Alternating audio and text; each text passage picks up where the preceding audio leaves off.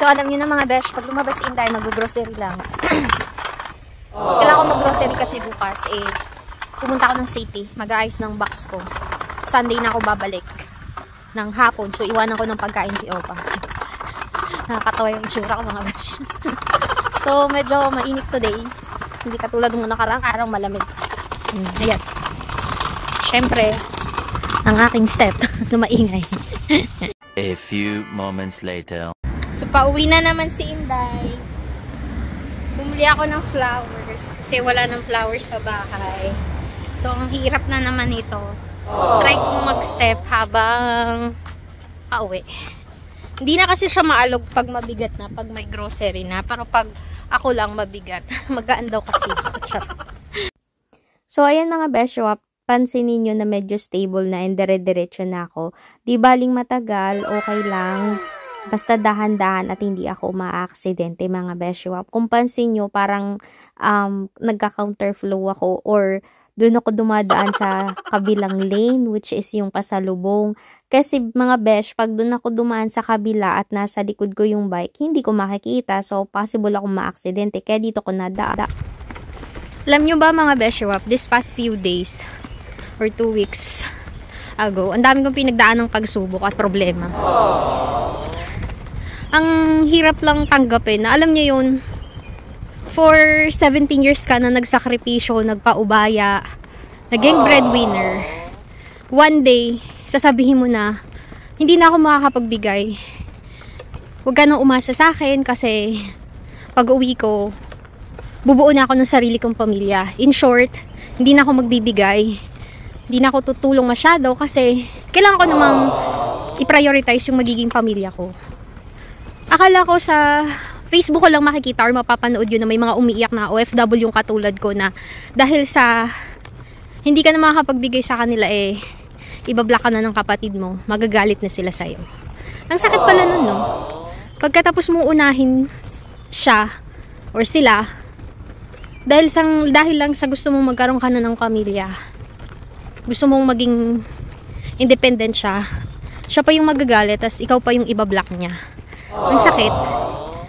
3 days siguro ako umiiyak, ganun. Pero, since yung nanay ko, tsaka yung boyfriend ko is nandyan, laging kausap, pinapayuhan ako, okay lang yan, ganun, lilipas din yan. Pero masakit pa rin kasi, alam niyo yung kadugo nyo, tas gagawin sa inyo yun. Dahil sa hindi ka na lang makakapagsuporta sa kanya. Parang, I just realized na, half of my life, parang na-wasted. Alam mo yung parang walang kwenta kasi kung tutuusin na, kung ako lang, kung sarili ko lang yung iisipin ko katulad ng ibang anak, ibang kapatid, mayaman na ako matagal na. Pero kasi mas prioritize ko yung pamilya ko. Basta ayoko mag-mention kung sino yun. Kasi alam ko din naman masasaktan siya. Pero mas masakit yung ginawa niya. Pag alis ko pa lang ng Pilipinas, napaka-worst ng experience ko. Parang ako kunting time and effort lang yung hinihingi ko sa kanya at that time.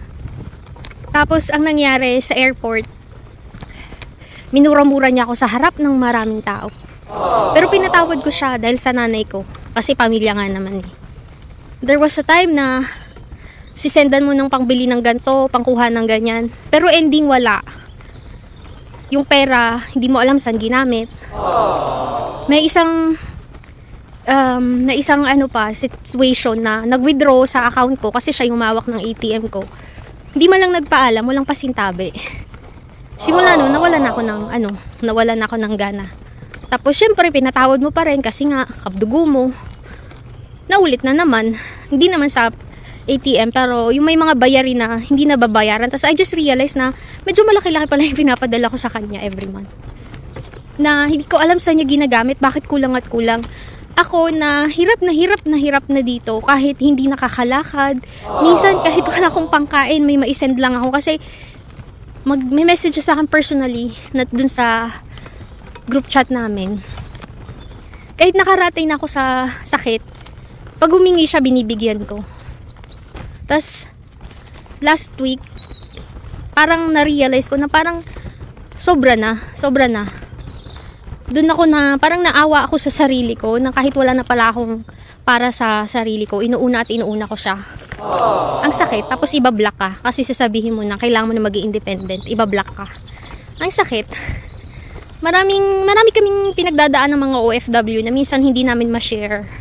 Buti nga ngayon, hindi na ako umiiyak eh. Kasi 3 days din ako umiiyak eh. Kasi syempre, nasaktan ako. Kahit sino namang tao, masasaktan eh.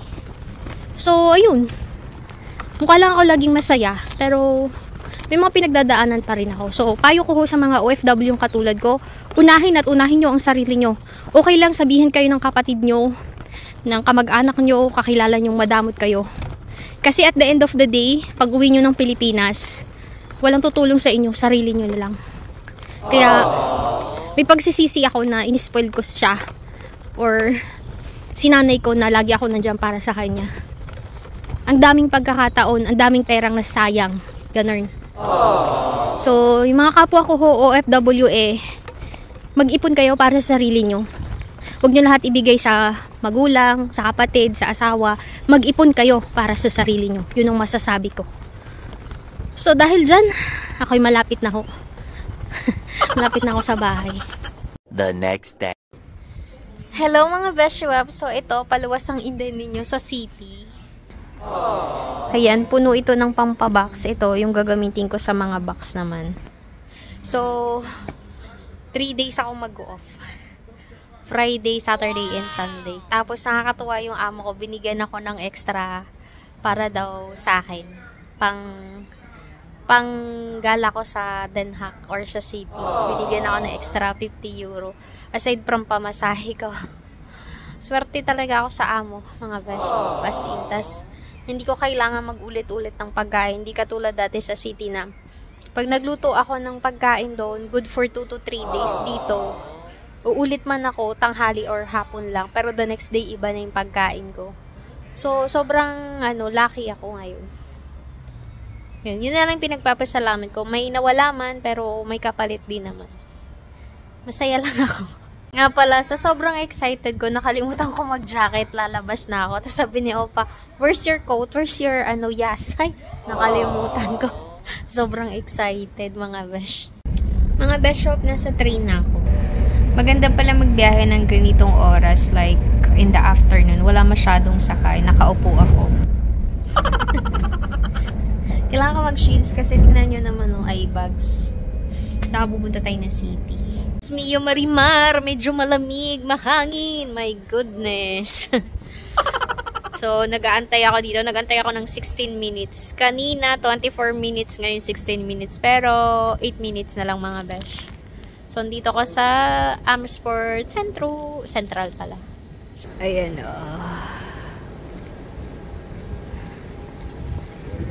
Antay tayo ng train. 2 hours later. Nasa city na ako mga Beshiwap. Antay ng tram, pauwi ng bahay. 10 minutes pa. Hagoy, puro antay.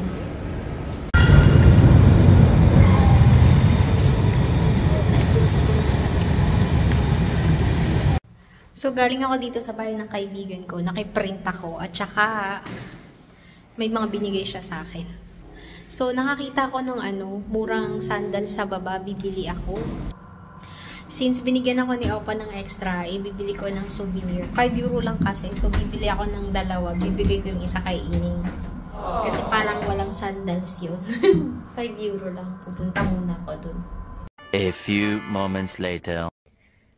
So, ayan mga Beshwap, nakapahinga ako ng kaunti at ito na ang ating balikbayan serye. Diba? Ayun pa. Andito pa. At marami pa dun sa bahay ng amo ko. Yan. Grocery lang yan. Di pa yung iba'y kasama yung mga gamit. The next day. Yun mga Beshwap, day 2 ng aking balikbayan box serye. Malapit. Naligpit ko na.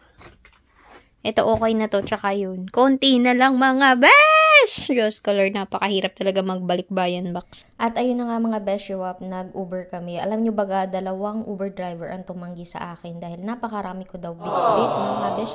Buti na lang may isang mabait talaga, sabi ko dagdagan ko na lang. Ayun mga besh, nabalot na ho ang mga kagamitan ko. Salamat kay kuya na tumulong. Tapos, yung box na lang mismo ang ayusin ko. Ayun dinodoblehan ko kasi manipis yan.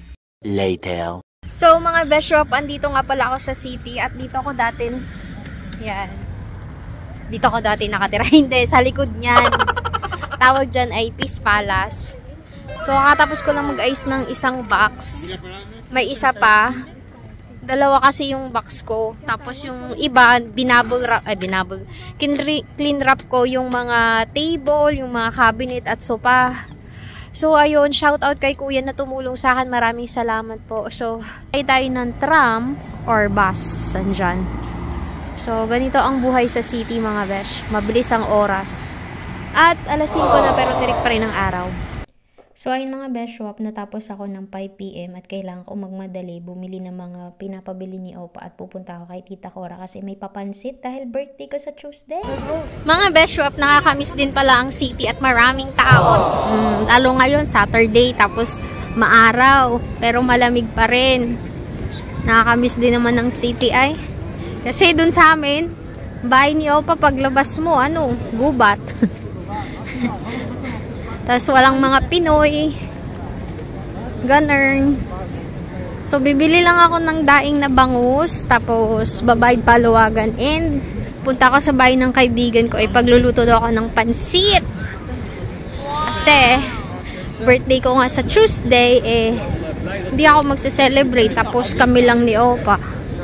Ayun, buti na may kaibigan pa ako dito. Charot. Kala mo wala Ayun, so ang daming tao mga besh. So, tapos na ang aking mga errands. Gutom na ako. Di pa ako nagla-lunch ng matino. Bawi tayo sa pagkain mga besh. Papunta na ako sa Central Station. Pagod. Later. Aba, mga best shop, gabi na nagala pa si Inday. So, ganiriho ang aking buhay sa city. Pwedeng gumala kahit gabi at yung maliwanag, marami pang tao. Doon naman sa probinsya, ay gubat. Nakakatakot. Punta ako sa bahay ni Tita Cora at makikikain. Pagluluto daw ako ni best shop ng pansit. Ang ganda ng cherry blossom. Nakita nyo ga? Ayun, oo. Meron yun sa likod ng bahay namin. Bukas kung papapicture ako kay Ining. Doon pa sa dulong building. My God.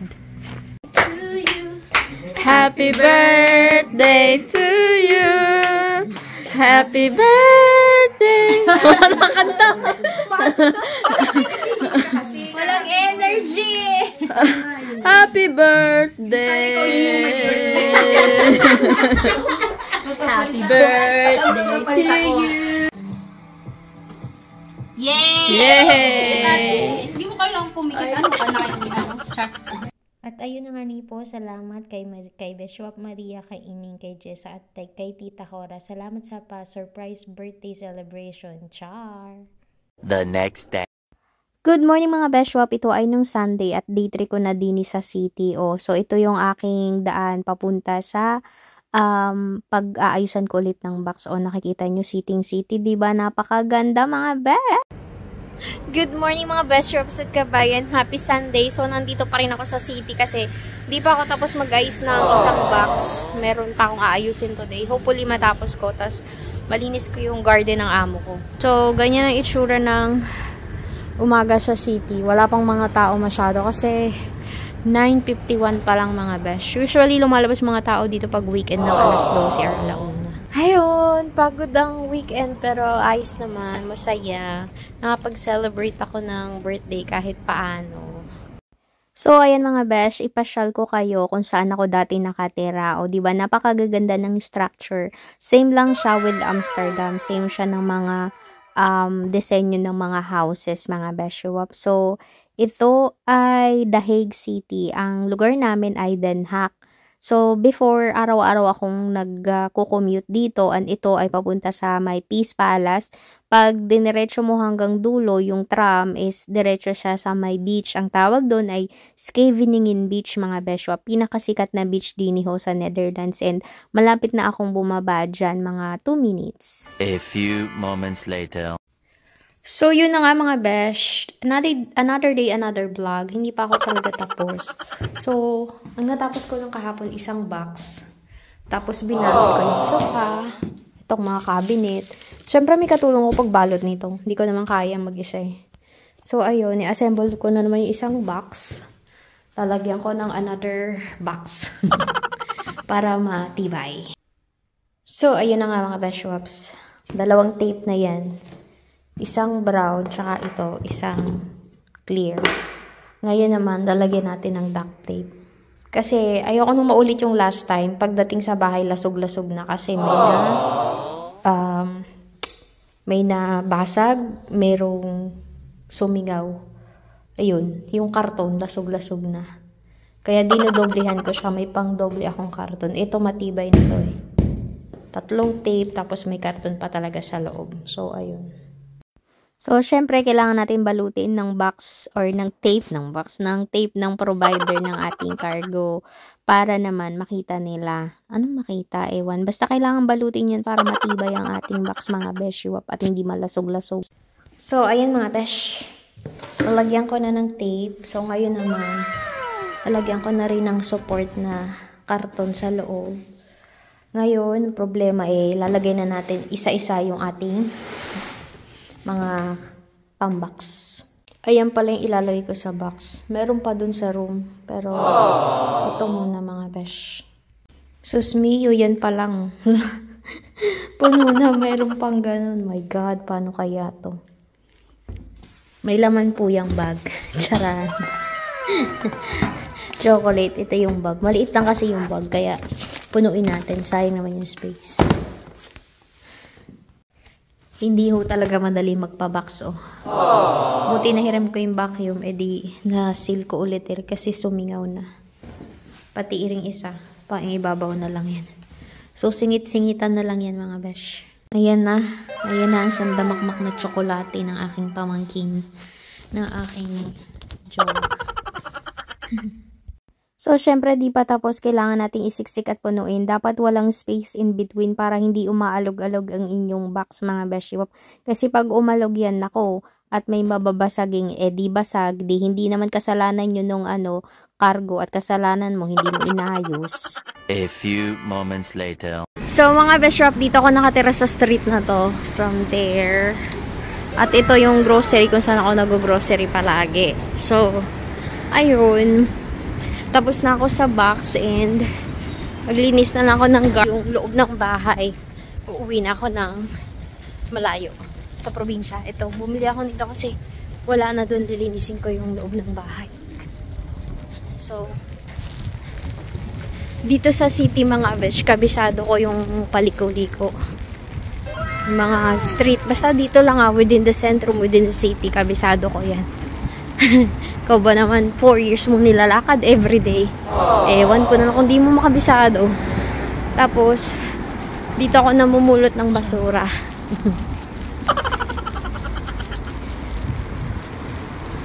May maleta akong blue. Dito ko napulot yun. Yan, dyan sa basurahan na yan. A few moments later. So, ayan mga beshiwaps. Nakabalik na ako. Sarahan na ng box.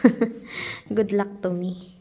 Diba magic? Ako lang ho ang nagsara dyan. Napakahirap pero wala kailangan kong kayanin at ito aayusin at lilinisin ko pa mga besh. Pagkatapos niya, nilinis ko pa yung taas kasi nakakahiya naman sa may-ari ng bahay, diba? Nakatambak ang aking gamit doon kaya nilinis ko. Pati garden nilinis ko na rin. Ganyan ako kasi. Later. Balik na sa probinsya si Inday. My goodness. Super pagod. Nasa 3 na ako.